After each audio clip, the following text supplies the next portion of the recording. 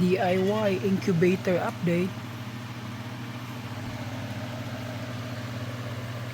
There's about 100 eggs in here. A lot of monitoring, thermostat, humidity stat, checking on everything, lights and everything like that. We got fan in the top, fan in the bottom. Fan in the top circulates all the air through the eggs. Fan in the bottom is getting all the humidity from the water that evaporates and mix it all up. So basically I have right now, because I opened the door, but maximum was 60%.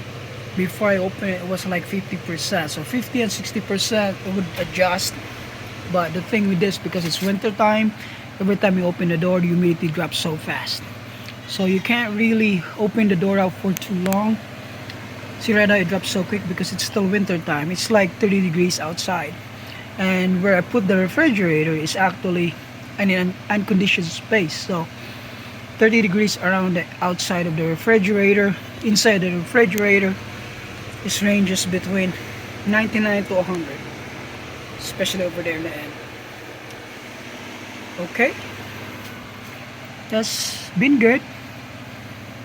Few more days and we should have some chicks.